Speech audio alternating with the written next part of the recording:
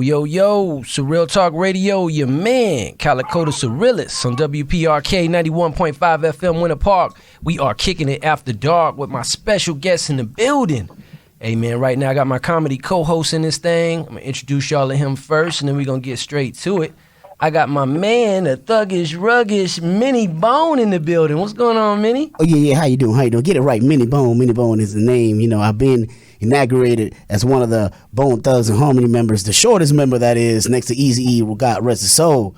Minnie Bone, a.k.a. your baby mama's favorite comedian, is in the house. Minnie Morales is any social media. You can find me there, too. And I'm so excited tonight, Calico, because I got not one of the legendary comedians of all time, but also I could call him a dear friend, and that makes my heart just get 10 times bigger, my man. Hey. My dog is out here tonight. Hey, man, listen, man, y'all already know we got a hot show lined up tonight. We're going to kick things off with my surreal topic of the day. We got music from around the way. We got our throwback track and my favorite part of the show, the pump it or dump it, man. Y'all get to call in and let us know how you feel about the music we playing. How about that? You know what I'm saying? But now, man, without any further ado, man, my special guest chilling with us tonight. This brother right here, man, he's a comedian. He's an actor, an entertainer, a voiceover artist, television/radio personality. He's also an author. You know what I mean? Y'all seen him on House Party 3, Martin, a whole bunch of stuff, man. We got the legendary Michael Colyar on the line. What's going on, bro? You there? Ooh. Hey, brother, yes, sir. It's a beautiful night. Thank y'all for inviting me. How y'all doing? Hey, man, we doing great, man. Hey, man, listen, first and foremost, man, I want to thank you so much for doing our show, man, helping us grow this thing, man. We truly, truly appreciate you. Thank you, man. Minnie is my man, 100 grand. So I'll do anything he called me for, brother. That's my dude. Hey, that's my man. Hey, that's a real dude right there. I can't say the real word, but that's a real dude right there. Yeah, man. Michael Colyar, boy, you're a real one. That's what's up, man. All right, bro. Well, listen, man, you ready to get it cracking, man? I'm going to kick things off with my surreal topic of the day. Okay, what's the topic of the day? Man, my topic tonight is crack is whack. All right, you know what I'm saying? The infamous line. Who you quoting? I'm quoting Whitney Houston, man. You know what I'm saying? And I want to put this out there, man. Whitney Houston is my favorite female singer of all time, man. I just want to, put that out there in case somebody think I'm trying to go in on it. Ain't nothing like that. But Mike, man, listen. You talk about your addiction to your past addiction to crack a lot in your interviews and things of that nature. First of all, I want to congratulate you, man, for overcoming the drug. That's one. And, because this was, from what I understand, was a part of your life for 23 years. So I want to start off by asking you, man, how did you get introduced to doing crack, man? Well, it's a kind of a long story. It wasn't like it didn't just happen. I was a youth, and like everybody else, I was out experimenting. It's always starts slow. You start smoking weed, then you want to get something to drink, and it's like they call it a gateway drug. So you start light, and then you just want a higher high, and then a higher high. When high is important to you, you keep on trying to get higher and higher in that realm, So I used to do that. Then when I got out of high school, I realized I could make some good money. Freebase. This is before they had crack cocaine. When you just had cocaine and it was fresh and clean, wasn't no drugs, nothing in it. And I could have like 5 customers, and I could live on that. 5 customers a week. They would show up at my house and give me their whole check and sit in the basement and smoke freebase until it was gone, till their money was gone, and I had to put them out. And along the way, I had to try it myself, and with cocaine, it's like any cocaine you smoke, whether it was freebase or crack, one hit, and you sprung, brother. So you spend the rest of your life trying to chase that high. You ain't gonna never see that high again. But that's a high that your body and your mind can't comprehend because it's never had it before. So you be like, whoa, I got to do that again. And then you just be chasing it. But what happens is you start out smoking crack. Crack ends up smoking you. Right. You know what I'm saying? You become dependent on it. It's the thing you want to do more than anything else, so you end up spending money on it that you don't really have to spend. So I started out like that, freebasing, playing around with it. But it's really when I got to California and I was on Venice Beach and I was making too much money. I think it's Robin Williams that said cocaine is God's way of saying you making too much money. I had all this money. I ain't owe nobody nothing. And every weekend I'd have a stack of money from Venice Beach because all I was doing is telling jokes and passing my hat. And folks would just walk up and give me this money. Mm-hmm. And I said one day, I wonder what happened. I dropped this rock on this hot piece of glass, you know. So 23 years later, I'm trying to get out of that, you know. So it's wildly addictive, and also in the early stages, it's so much fun that you really feel like that's what you want to do. You know, I find myself in dirty motel rooms with people I generally wouldn't talk to on the street, and I was just happy to be there. I was just thrilled, you know, and I was a functioning addict. Well, I thought I was a functioning addict. I was a functioning addict while being dysfunctional. You know, I didn't realize how many relationships I messed up, how many opportunities, you know, because I didn't care. When you're out there getting high, it's all about you. Well, how old were you when you first did crack? You know, that's hard to say. I can't really pinpoint it because I know that I was already back home from the military. So I went to the military. I was military police from 70 till about 76 or 77. So I feel like maybe around 78 or 1979 or 80, right in there is when I really started experimenting. Oh man, shoot, that's when I was born, 1979. All right, so well, listen, we know that drugs affect everybody differently. You know, man. So when it comes to like Whitney Houston, you know, what's her name? Diane Sawyer, I think it was, the interviewed her. She was really skinny on that show. You know, people lose their teeth, you know what I'm saying, and stuff like that. One thing about crackheads, man, is a lot of people find crackheads funny. You know what I mean? And what I wanted to ask you the question is, what is it about crack that brings humor out, you know, from a comedian standpoint? What would you say, you know, what is it about crack, the drug, that brings out humor? I'm sorry, I don't know if I agree with you that it makes you funny. I think it liberates people. You know, it makes people more free-spirited when they don't care. You know, they don't care what they say or how they say it, and nothing's funnier than a fool saying stuff that nobody else would say. Facts. Right, so that facts. would be funny, Facts. you know? Yeah. I mean, if you don't have any inhibition, then you can talk about stuff that the average person wouldn't talk about. And what humor is anyway is the opposite of what you expect. Right. You know, so that's why you laugh at a person when they fall down.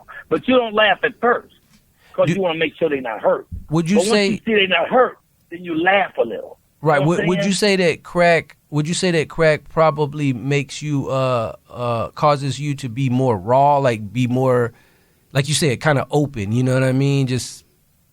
Well, I mean, see, for me, I've never performed high.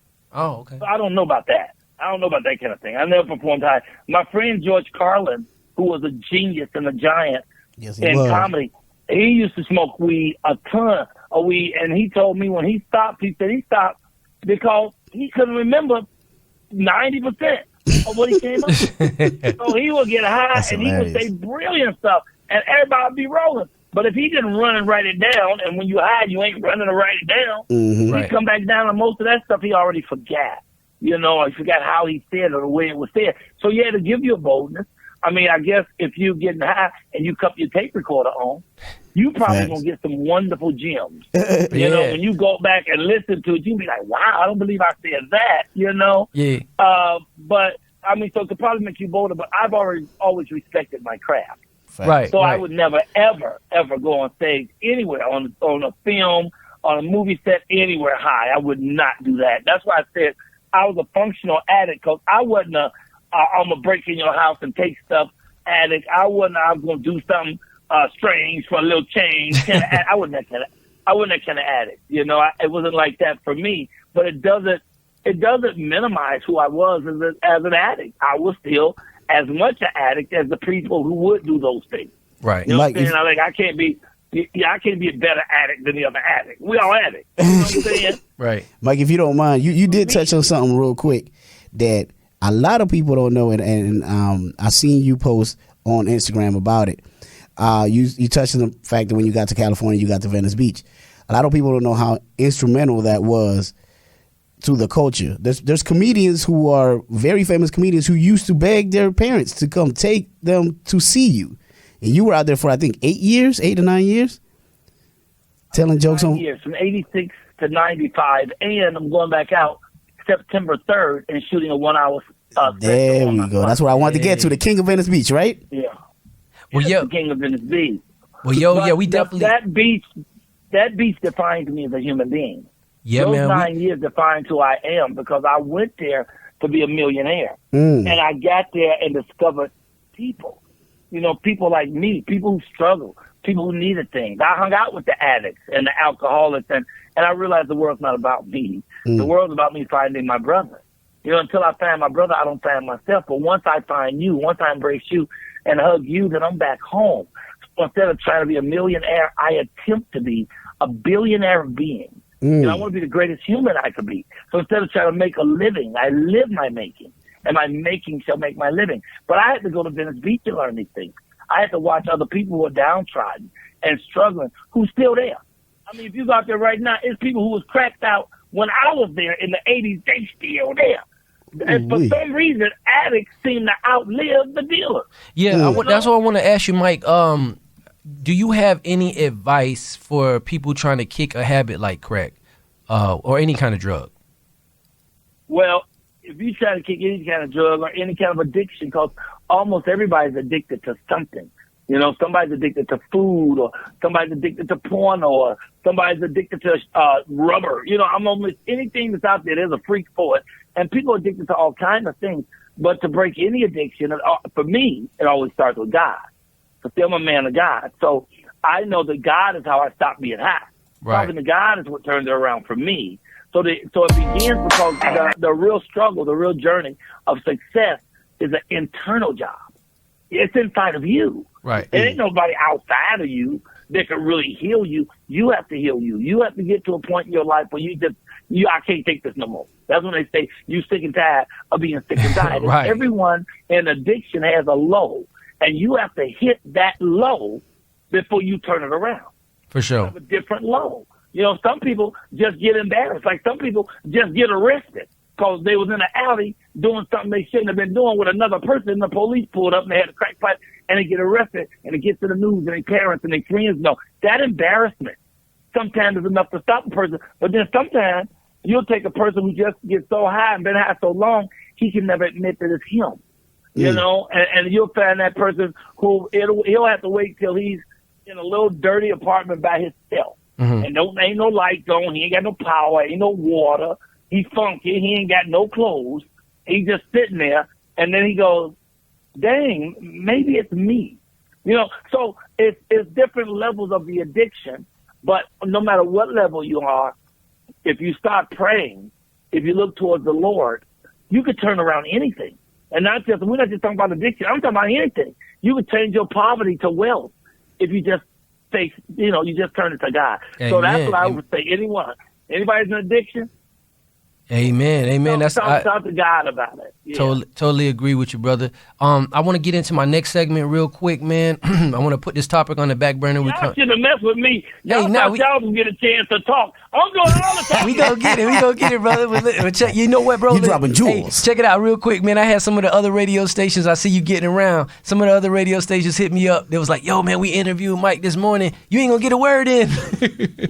So you dropping jewels, though. I'm with it. Yeah, man, definitely, man. I appreciate it. But I want to get into my next segment real quick. What I want to do, brother, I want to get your help, man. I'm about to play this song. I'm finna do my pump it or dump it. So I'm gonna play this track right here. I want to get your opinion on it, because we're gonna find out if you're feeling it. We're gonna keep it in rotation. If not, we're gonna get rid of it, man. We're gonna let the people call in and tell us what they think as well. So if anybody want to call in to talk about our topic, which is crack is whack, if anybody want to call in and give Michael Colyar a shout out, remember we on the radio, no profanity. Please keep the calls brief. Or if you want to be a participant in our next segment, which is this pump it or dump it, I'm about to play this music, and I need y'all to let me know what you feel about it. This brother right here, his name is Bobby Washington. All right, his name is Bobby Washington, and the name of his song is Love Language, right here on Surreal Talk Radio. Y'all check this out. Hey, baby, it's your time again. Yeah, baby, I know. I've been feeling the same way. Oh, yeah. Love language. Woo. Love language, girl. Love language, girl.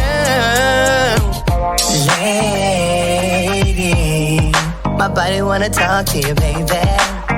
Tell me, is it listening to me? I need sexual stimulation, body conversation, giving every inch of me, baby. When I get it straight from the side, hop on a point of that. So anxious, so your body's lovely. Hey, baby, coming on night, body language, I love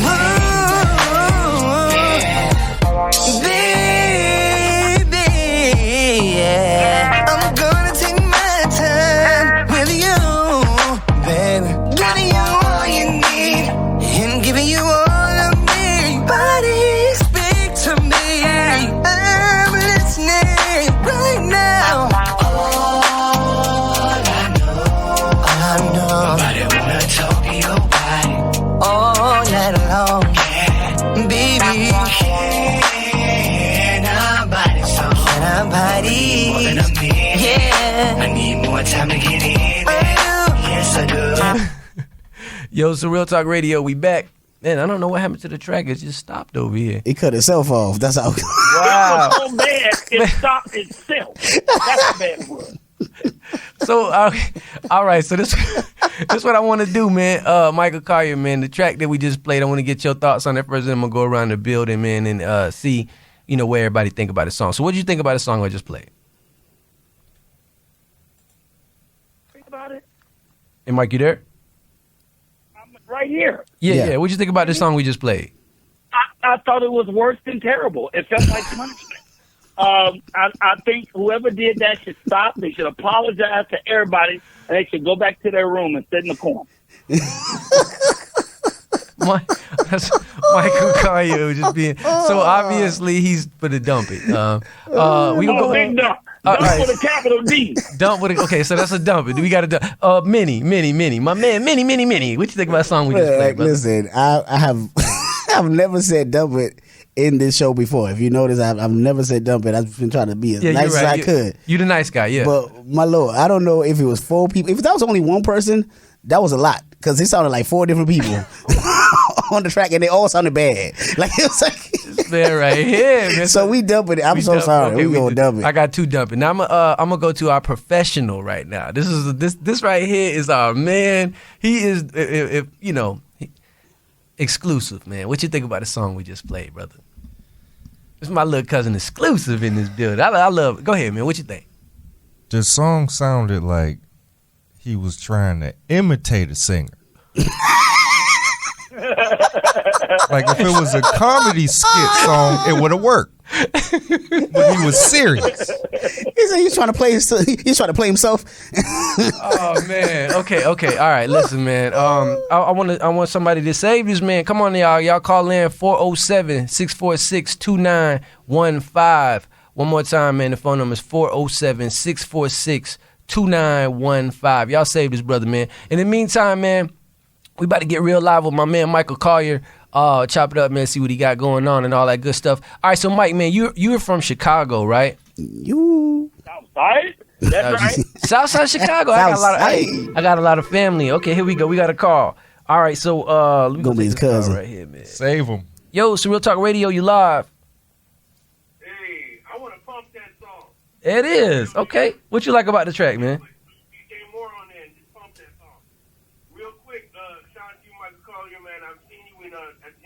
You're amazing and seriously funny. Side note, in Oakland, California, one day out of the year, they have a Crack is Whack Day. Crack is Whack Day. That's hot. Oaktown, baby. Always doing it right. All right, man. So you like the song, man. That's what's up. All right, brother, man. We appreciate you. His name is Mini Bone, not Minnie. It's Mini Bone. Mini Bone, that's right. Okay, you just turned it around. I was about to say something about you, but you just turned that around. Good job, my brother. Good job, my brother. All right, man. We appreciate your call, man. Thank you. All right. And we should ask him. What? We should ask him how he's related to the person. That's actually him. Oh Lord, man, this dude. All right. Let me get back to hosting this thing. All right. Let me host. All right. So you from Chicago, South Side? Yeah, I got a lot of family in South Side, Chicago. I'm from the project. Robert Taylor home, 4352 South State, apartment 909. He Google mapped that thing for you, man. Don't get You it can tell twisted. exactly where you at. All right, man. So you moved to Chicago. You moved to California to pursue the comedy thing, right?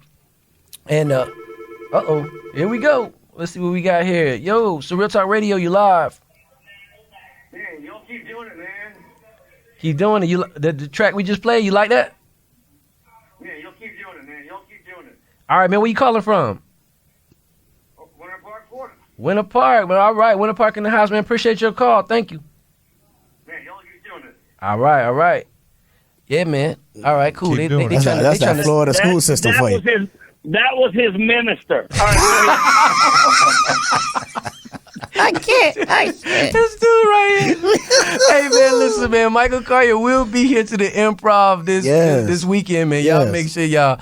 All right, I got to get back to hosting, man. All right, so cool. Moved to California to pursue comedy, man. Looked like you had about a decade run where you was doing, what I understand, 5 shows a day. 5 1-hour shows every Saturday and Sunday for 9 years in a row, brother. Wow. 5 1-hour shows. I'm trying to tell you, go. Yeah, man. So you was crowned the king of Venice Beach, man. Talk to us about this time of your life, man. You was putting in a hell of footwork. Tell us about this time frame of your life. Brother, it was just so exciting. I don't know if you know Venice Beach, but Venice Beach is the eternal circus, brother. On any given Saturday or Sunday, there's 300,000 to 500,000 people. They walk up and down Venice Beach. If you're out there in the summer, you're looking at beautiful women in sexy bikinis. You can get cheap pizza, a couple of dollars a slice. You can get 4 T-shirts for $10. You could go out there with $20 or $30 and have a good afternoon. So the place is beautiful. It's breathtaking. You're looking right at the ocean, the Pacific Ocean. You can look down at the end of the beach and see Malibu, the Malibu Mountains. It's just beautiful. You got the weightlifting thing down there for the ladies. You can go and watch the guys, or you can play basketball. And then all up and down the strip are performers. Different artists are doing different things, playing pianos, playing music. Some of them telling jokes. What's name was out there for 4 months? R. Kelly. He was out there singing for 4 months. The guys who call themselves the Boys, they started on Venice Beach, So it was a lot of artists that went out there and started and did their thing. And it was all like a bohemian place. Like if you are an artist and you just want to get your art on and make a couple of dollars, Venice was that, And when I got there in '86, it was bustling, man. It was just, and it still is. That's the thing about it. The energy never changes on Venice Beach. It's been the same since 1911 when it really got to rolling, So I had fun out there. I could make money. I could give back to people. I love feeding homeless. And so I would come out daily and bring meals for the homeless. I loved it. It was nothing but wonderful, awesome energy. And people would come out there and do their thing. And for me, it meant stuff to people. Like one woman told me, I was in St. Thomas, and she came to me and said, Mr. Collier, your show saved me because my father used to abuse me. And I would run away from home, and I would come to Venice Beach and hide in your crowd. And I would find joy, and I would find peace. And I was like, whoa, that kind of stuff means something to me, So it's a very powerful and beautiful place out there. So I was there from 86 to 95. Halfway through, I won this little show called Star Search, which allowed me to give back to the homeless as well.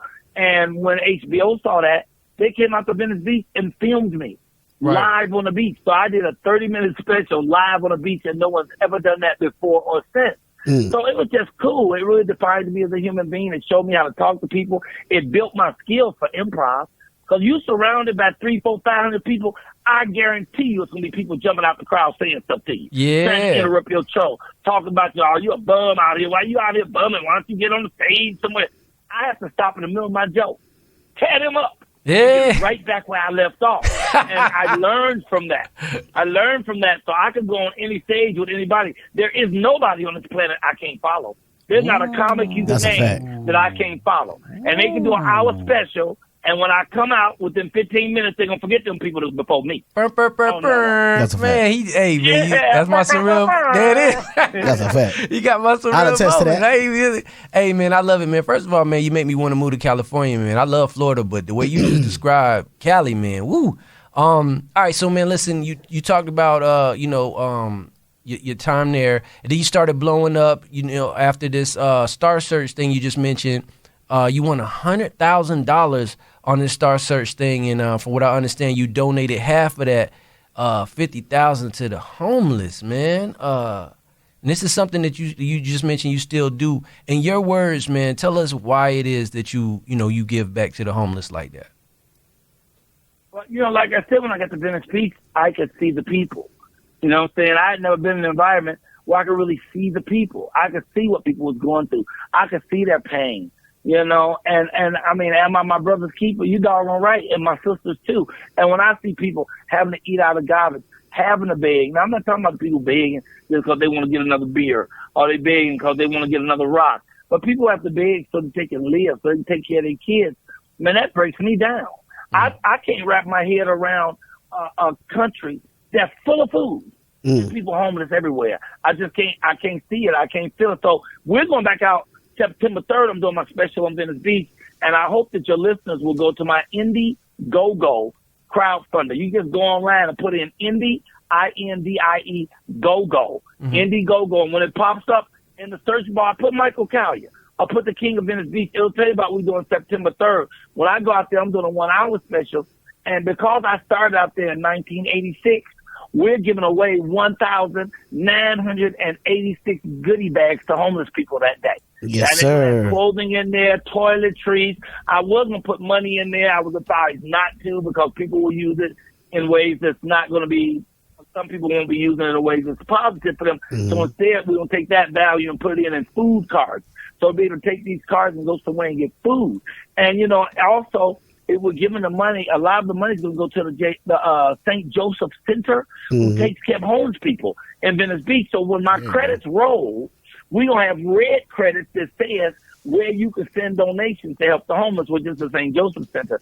So we hope people worldwide will see this show and send money to that center and help them because they do a lot for homeless. They don't just let them come in for the night and sleep. They feed them. They have classes for them. They give them clothing. It's medical attention, So I just think there's something important about giving. It's something really, really important about giving. I feel good when I give. Like, I don't eat a full gourmet meal.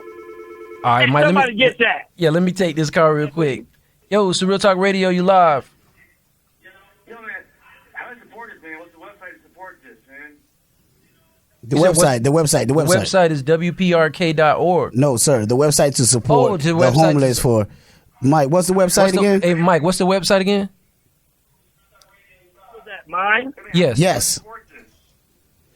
The caller wants to know how can he support. How can support it? What's the website name again? Indiegogo. It's Indie. It's Indiegogo. No, I-N-D-I-E. Indiegogo. I-N-D-I-E, go. Yes, sir. Put Michael Colyar on the search bar. My name Michael Colyar. Yeah, search Michael Colyar.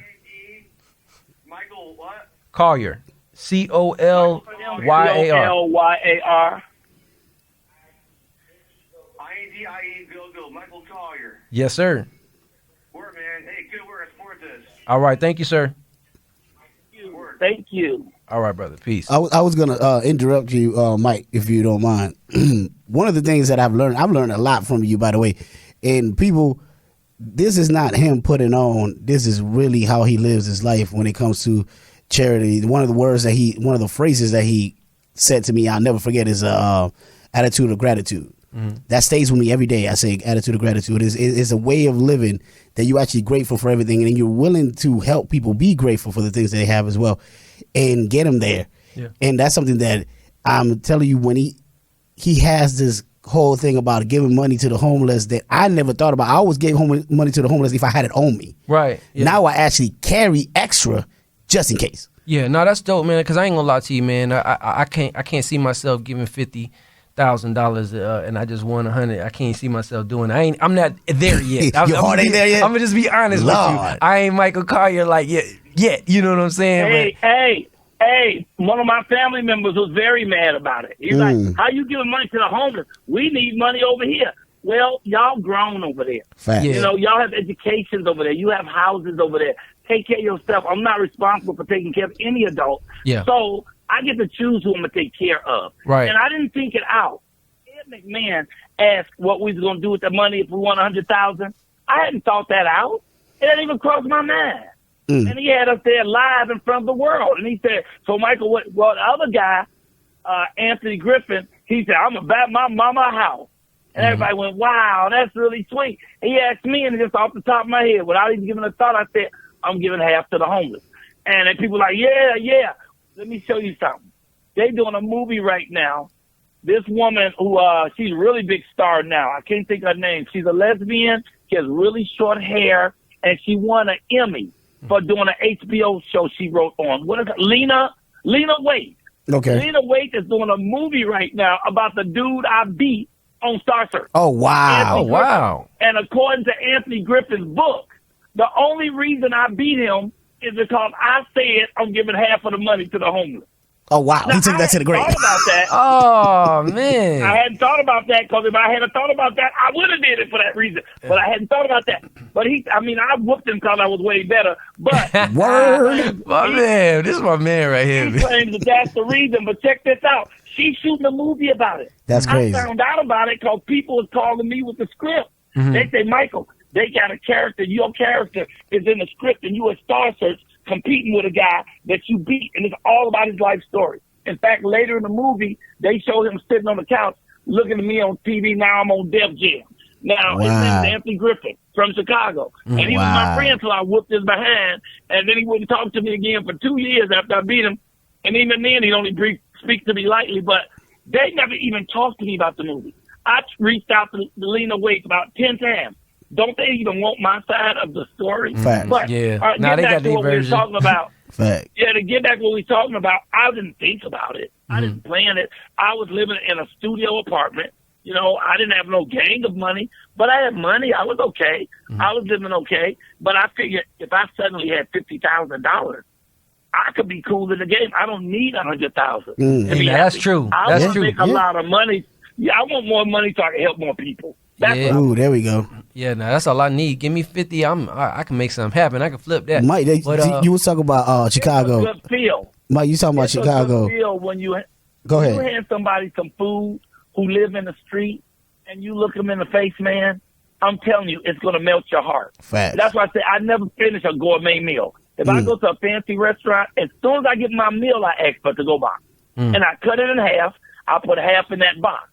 And then I only eat the other half. That way I don't get fat. Yeah. And then I also give them a meal that hasn't been molested. You know, I haven't eaten the food that I take the part I chewed off and give it to somebody. Right. A gift ain't a gift unless it's something you would want yourself. Yeah, man. Right. I'm going to give you my garbage. Yeah, man. I'm going to follow Mike to every restaurant from now on. Hey, Mike in here preaching, Fat man. boy gonna get half a meal. Mike giving the first fruits, man. I hear you, Stop man. playing. I hear you, Mike, man. All right. And I'm telling you, though, when you drive through the street late at night and you pull up to some guy who everything he owns is in a box and a bag and a cart, and he's leaning up against the bus stop, and you hand him that food, man, and his whole face light up, dude, that does something for your heart that nothing else can do. That's right. And That's then, beautiful, man. Now you're doing God's work. Now you're giving back because God gave you everything. Every smile on your face, every morsel of food you ate. Don't you owe it? Ain't you supposed to get it back? Yeah, man. Amen. No doubt. In every religion there is, they all talk about give and take. They don't talk about take and take, and they don't talk about give and give. It talks about give and take. So we're always being given by others. People are always blessing us with ideals and thoughts and hugs and gifts. We supposed to be giving back to people who have less than us. We supposed to be doing that, bruh. I agree. Yeah. I definitely agree, man. Let's talk about comedy for a minute, though. Let's talk about not to cut that short, but definitely agree with you on that. But I want to talk about this comedy career that you have, man. You have the type of career that a lot of comedians would dream of having, and I want to know, man, at what point in your career did you decide, man, I'm gonna turn my life over to this? I'm gonna make this my livelihood, comedy. Right away, once I started doing it. Okay. I mean, when was that? I started. Yeah. 85. So in 1985, I was an actor with a little company called Free Street Theater in Chicago. I was a full-time student at Chicago State University. I waited tables at a fabulous restaurant called the Black Hawk on Wabash, and I was a single dad raising my son. And my friends who are comedians, they're like, Michael, you funny, you should do comedy. So I started trying to do comedy in little clubs. They said, no, you should come out on the street and do it. Mm-hmm. And so I was like, I ain't no street puppet. I'm not going to stand in the street in front of these white folks and do my song and dance. I am not doing that. And there was these two brothers from Chicago. They called themselves Straight Up. And they said, well, just come with us on a lunch break and watch us. And I stood back and watched them. And these white folks surrounded them. And when they got through 20 minutes later, they had a basket full of money. I thought, well, I could try that, you know. And I tried it, and I did really good. Yeah. I did so good that I quit everything else I was doing. That's Nice. what's up, I did man. that 4 days a week, and I was cleaning up. And then winter came. Wasn't nobody trying to hit no joke on State Street in December. You hear me? Yeah. So I sold everything that wouldn't fit in my car. I had a 1967 Buick LeSabre.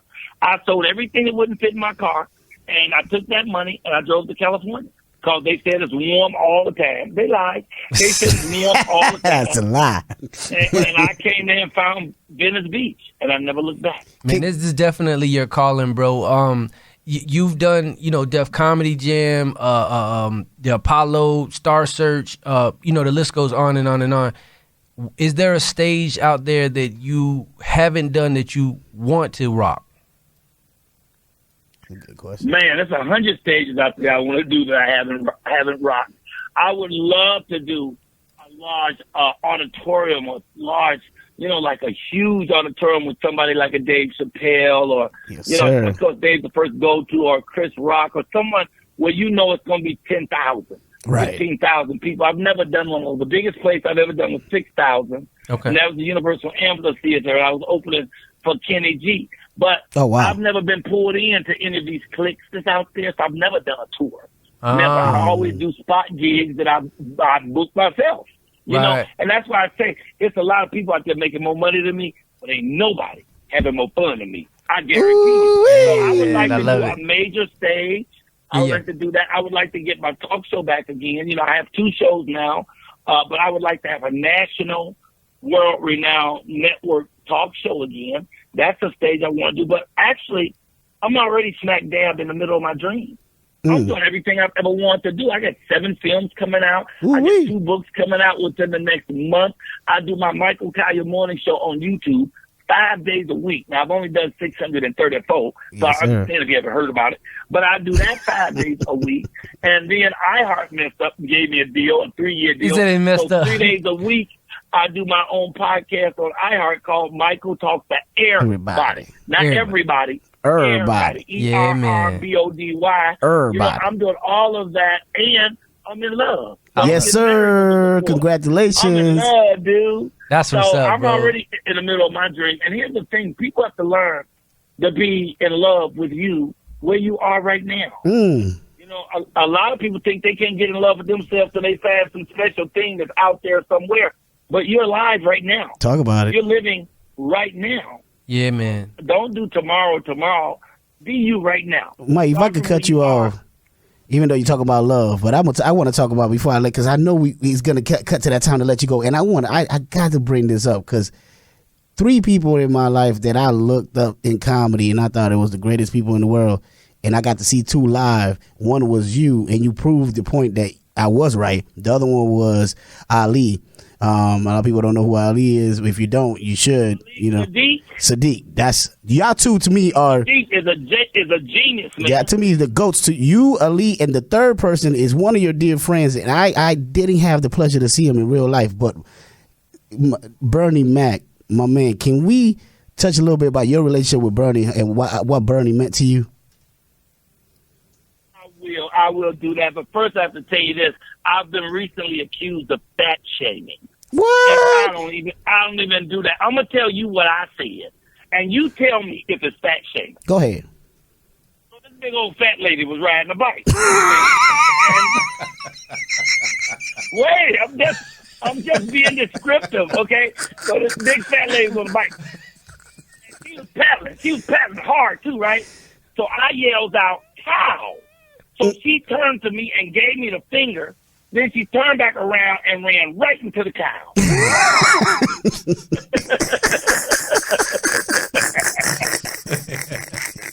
Bernie Mac was a giant, man. He still is, and his spirit is still a giant. You know, he was truly a king of comedy, but he was a king as a man, just a wonderful cat. He wouldn't step on nobody to get anything. He wouldn't do that. And in Hollywood, that's the game. You get 5 minutes more than somebody else, you'll push him under the bus, you know. But he would never play that game. I did Def Jam. Bernie Mac. Bernie Mac told them they have to put me on Def Jam. First season, I didn't even know it was coming. And I went and killed on it, so I ended up doing 6 seasons and hosting one. When I got my own talk show, the first late-night talk show a black person ever had on BET called BET Live. Talk about where we was talking about who in the hell left the gate open. When I got that show, it was Bernie Mac who was the star that came to my show. Most of the other guys, they're like, nah, it's a new show. It's just BET. Bernie Mac came on the show, and he made it like it was such a big deal that I got my show. He's like, Mike. I mean, he was just an awesome human being, brother. You know, and like I tell people, I describe him as being a black man. And black men are rare. Niggas, oh, they everywhere. You open the glove compartment of your car for niggas to find out. But black men, men who have integrity. Facts, man. Hey, straight facts, men who have integrity for their family, for their God, for their community, for themselves. Amen. That's very rare, and that's who Bernie Mac was, man. And funny, oh my God. He didn't have to think about it. You know, he's the first time I ever saw a comedian with backup dancers. I mean, he was in Chicago doing comedy in these little clubs in the basement, and he had a Mac girl. The 4 girls would come out and dance. I was like, wait a minute. How a comedian got backup? Oh, he was smooth. He was a smooth guy all the way. And he loved his family, you know, and he had decency. Yeah, I love Bernie Mac. Yeah, man, that's right. Y'all both are from Chicago. That's right. Man. All right, so you were talking about the BET Live. Is that the BET Live from LA you was just talking about, right? Oh, yeah. All right. So this and I had a co-host named Rachel. And, you know, that show was really built for Cedric the Entertainer. That was supposed to be his show. That's why if you look when we first started, I had a big old red chair. That was a big old Cedric the Entertainer chair. You know, Cedric was big and round back then. That was his chair. And then he walked away from the show maybe a week before it went live. And it just happened that I was friends with the owner, Bob Johnson. And we was hanging out and stuff back then. And he was like, Michael, you've been waiting for your chance. Here it is. Yeah. And I got a chance to do the show, and I was awesome on that show. Man, that show was so good. We talked to everybody. I danced with James Brown. He showed me his moves. I had Don King in there. We played with his hair. The first person who came on, my first guest was P. Diddy, and P. Diddy gave away a car. Now, this is before Oprah ever gave away a car. P. Diddy gave away a car on our very first show of BET Live from L.A., and his woman, Jennifer Lopez, stayed in the bus to go outside. They had this big old bus and they had everything in it. And she came to the door and met me, but she stayed in the bus. He came in, did his thing, and gave away a car. Oh, no, that show was off the chain. Man, I remember. And they messed up and trying to replace me. Yeah, man, I definitely remember that show, man. I think that was the first time I saw you doing, like, TV. I remember you had my favorite hip-hop artist alive, Crazy Bone, on there. And I remember you interviewed him on that show. And I want to ask you, man, who's your favorite guest that you've ever had on there? Wow, man! And the chick you had, the co-host, she was nice. I want to say James Brown. But there was just so many. I mean, we did James Brown. It was just me and James Brown for the whole hour. We had nobody else. We talked about his songs. We got up and did his dance. My whole monologue was about James Brown sayings. So I was like, talking about the stuff he said when he walked in. His woman was going to leave him, and he was like, please. I mean, so I was doing that, and I had these shoes. Back then, they were white lacquer shoes with rhinestone across all of the shoestrings. And I had him show me how to do his dance. And he did his dance and did his slide, and I did his dance, I did his slide, and I'm still looking for that piece of tape. It is a monumental piece of tape. They got that BET somewhere, and I don't know how to get it, but James Brown was probably the favorite. It's probably my favorite. I love it. That's what's up, man. And of course, y'all make sure y'all get Mike that Snoop tape, Dogg. man. Oh, Snoop. Oh, Snoop. And of course, Snoop. Yeah, Snoop did the theme music, him and DJ Quick. And Oh. Snoop, first of all, is probably the coolest adult man I've ever known in my Fact. life. That's what's It's up, Snoop man. Dogg. Snoop is kind. He's respectful to everybody. I wouldn't care who you were, what walk of life. When you walk up to him, he looks you in your eye and speaks to you, man. He's cool. And he don't take no stuff either. He'd be like, hold up, cuz. Yeah, You know what I man. mean? If you Snoop. get out of line, he will check you. He Yeah. won't act out. He won't act like no diva, but he gonna let you know if you've gone too far. Yeah. But that brother's always the coolest. Everywhere he goes, he don't do nothing but show respect and love, man. That's what's beautiful. up, man. So yeah, you was the original host of BET Live from LA. All right, so from there, man, this is when your TV career took off, man. You started working with everybody, man. John Singleton, Eddie Murphy, Bernie Mac, Oprah Winfrey. The list goes on and on and on, man. And then you started, into the 2000s. 2011, you did the voice for the Buford, the frog, on the Disney's first. Oh, the Princess and the Frog. Yeah, the first black animated Disney film. You did the voice for the Buford the Frog on that joint, man. That's what's up. You know what? Everybody that's black should watch the Princess and the Frog. Facts. I gotta It get is that for my such son. an Yeah, excellent, Facts. well-made movie with great black actors, great music, a wonderful story, and like Beautiful. you said, it's the first and only time that Disney did a feature-length animated show. that's what's up, bro. Okay. Yeah, man. I'm glad you was a part of that. My dad love that movie. I got a question about how y'all do that. Do you do the voice first, and do they make the cartoon match your voice, or do they do the cartoon and then you kind of match it? How do you match it up, or how do you do that? Yeah, the cartoon, they make the cartoon match your voice. What you have is a picture of the character. That blew my mind. Actually, that was the best job I ever had. And I've done like 3 different animations. I did the Cleveland show. You know that show, the Cleveland Yes, show? sir. Right, the Cleveland show. Yeah, That's my dream Okay, job. the right there. Cleveland show was created by a white dude named Mike Henry. Mike Henry created the show and plays all 3 black voices that's at the top of the show. Wow. Cleveland and the other 2 top voices is a white dude named Mike Henry. I taught Mike Henry stand-up comedy at UCLA 20 years ago. Oh, Okay? wow. And I completely forgot. I was on an airplane one day. I'm in first class, and I said, please, God, let the guy sitting next to me be either black or cool or hopefully both. And this white dude came in and sat down. And he said, Michael, you don't remember me, do you? I said, no, who are you? He said, I was in your comedy class at UCLA. I said, really? I said, well, what you doing now? He said, I got a little show on TV called The Cleveland Show. Next thing I know, I did 3 episodes of The Cleveland Show. Yes, you know? sir. Yeah, man, Yeah. that's what's up, bro. Like I say, man, your TV things just start taking off, and but then you started getting into a whole bunch of things, man. Motivational speaking. You got poetry books out there. Let's see, 2012. You was this a book or something? It was like it was the title. A funny thing happened on the way to the White House. I knocked on the door and a black man answered. What was that? Well, I got that and book. a brother answer. And a brother answer. Yeah, I got Yeah, it. bro. And a brother answer. Well, it was all about Barack Obama. I got it signed by Mike. You know, Yeah. it was glorifying and making clear who Barack Obama was. We still should be talking about Barack Obama. Facts. Barack Obama should be a topic in every major high school and every grade school because he did something that I think is absolutely a miracle. He made it in 8 years as a black president in this country, didn't get killed. That was his greatest accomplishment. Yeah, Facts. hey, man. The very Barack fact was a that he bad even boy. got in the, he's a bad boy. Fact. That's what I'm Boy, saying. yeah. JFK I'm can do shocked it. They didn't take him out. Yep. And he did 2 seasons. He did 2 terms. 2 terms, He's yeah. a cold brother. And they did everything they could to try to stop him and slap him down. And people are still living better lives because of the health care plan Yeah. that he passed. This country been trying to pass for 45 years. He got it done even with all the obstacles they put in front of him.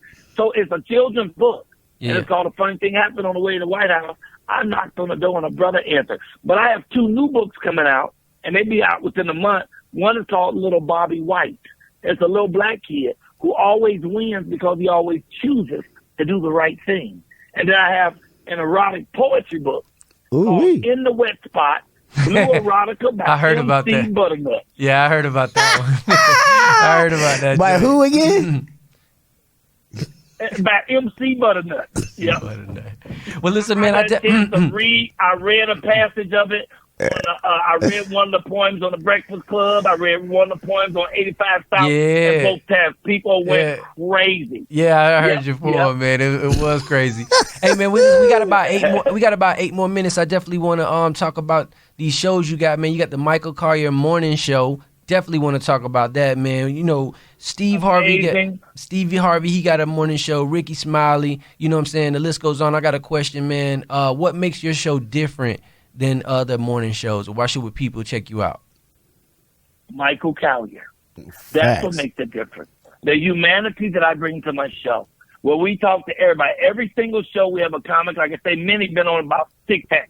Every show, 10 minutes into the show, we have a comedian. Every show, we try to have a vocal artist, but we always have a spoken word artist, a poet, and somebody who's doing something positive in the community. It's not a black show, but mostly black folks have been on it, but we have white folks too. This Friday show, we have a white rapper that's 17 years old. He is so fly. So we at each show, we also pray. So I put this show together so you'd have a place to go 5 days a week, and you can start your day with laughter and prayer. If that don't give you the power to have a wonderful day, I don't know what will. So every day we laugh so hard on that show. My co-host name is Cletus Cassidy out of Portsmouth, Virginia. He is so funny. To me, he's as brilliant as Robin Williams. I mean, you don't even finish your sentence before he comes back with something funny, and not something goofy funny, but something brilliant funny. You know, so we be killing on that show. Yeah. So we do that 5 days a week. 10 o'clock in Orlando, 7 o'clock in Los Angeles, and we do that Monday through Friday. And like I said, we also have Michael Talk to Everybody, where I do 30 minutes with some just amazing people. I just talked to George Foreman III. You know, George Foreman had 10 kids, but he's the only one who wants to be a boxer, and he is determined to be a heavyweight champion. And I believe he's going to make it. I talked to my minister yesterday, Michael Bernard Beckwith of Agape. He was off the chain. I did a thing the day before yesterday with a brother. He's been in prison 24 years, and he wrote a constitutional amendment to slap down the 13th Amendment. Because the 13th Amendment says that you could be a slave. Facts. If we can imprison you. If we can incarcerate you. So people are in prison making shoes, making purses, picking cotton for Walmart, and all these stores, and they get 3 cents a week.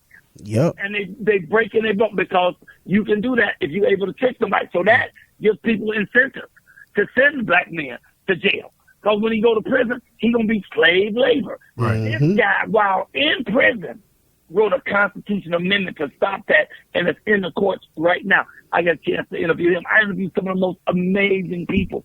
So basically, like I said, I'm smack dab in the middle of my dream. I'm doing everything I've ever wanted to do, and I'm in love. That's totally dope. That's totally dope, man. I want to back up, man, and I want to thank you so much for putting Minnie onto your show. You said you had him on 6 times, man. I appreciate you, helping putting this brother on. Minnie is a very funny dude. He's very professional. I love Minnie. Yeah, Minnie is that dude, man. This is my guy. Appreciate you, man. I appreciate He's a go-to guy. Yes, sir. He's a go-to guy. I know if last minute I need a comic who I know is going to deliver. I know Minnie going to deliver. Yes, every sir. time. He like the postman. He going to deliver. You don't put a stamp on it.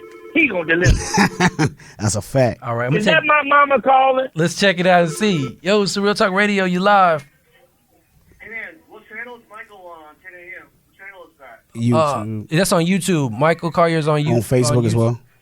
Hey, Mike, how can the caller catch your morning show?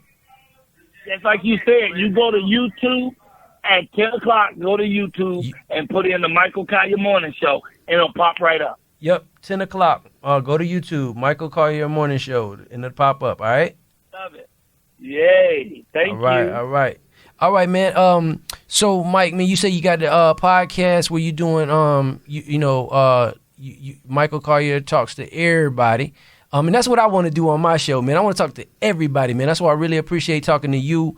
Appreciate you giving us your time, man. Let me say happy birthday to Tashina Arnold. Tashina Arnold's birthday is today, and she is awesome. We just did a movie together that's coming out at Christmas. I play her father. Nice. I play Jack Kay's husband. Ooh-wee. Tommy Davidson is the minister. Oh, What? The girl Tommy who Day, I love that dude right there, man. That's my dude. Yeah, the girl who played Cedric the Entertainer's girlfriend on the Harvey Show. Terry J. Bond is the director. It is off the chain. Wow. So fly Christmas. Plus, there's a show out there called the Miss Pat Show. I just did the Christmas version of Miss Pat Show. I'm the drunk Santa Claus to get fired from the department store. But by the time the show ends, you find out who I really am. And Debbie Allen directed that. That's coming out at Christmas as well. Wow. I'm out here killing them. Let me tell y'all other places to find me. I have a very sexy webpage.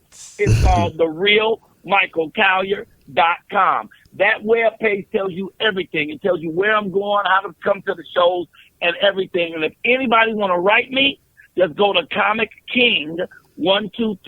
ComicKing123@AOL.com. But the most exciting thing right now is Indiegogo. Go to Indiegogo, put in the King of Venice Beach, and look at that video. It'll tell you who I am and what I did and how you can help contribute to us doing this concert September 3rd. All right, Yes, man. sir. All right, man. Well, definitely, man, before we close up out of here, man, I definitely want to let the people know that you will be here this weekend. What is it, Friday night? Friday, Saturday, and Sunday. Friday? Two shows Friday, 2 Saturday, 1 Sunday at the Orlando Improv. And the great comedian Cletus Cassidy, he's my feature. We're going to tear that place up. You got 5 opportunities to miss me. You better bring your mama and Pookie a little run. Get them off the couch. I'm going to be so good, I wish I was in the audience watching me. Yes, sir. Hey, Mike, man. Hey, you know I'm gonna gotta come through there. You know what I'm saying? I gotta come through there now, Mike. Hey, man, I gotta roll with you, man. We gotta get out there and get with you, I love man. y'all.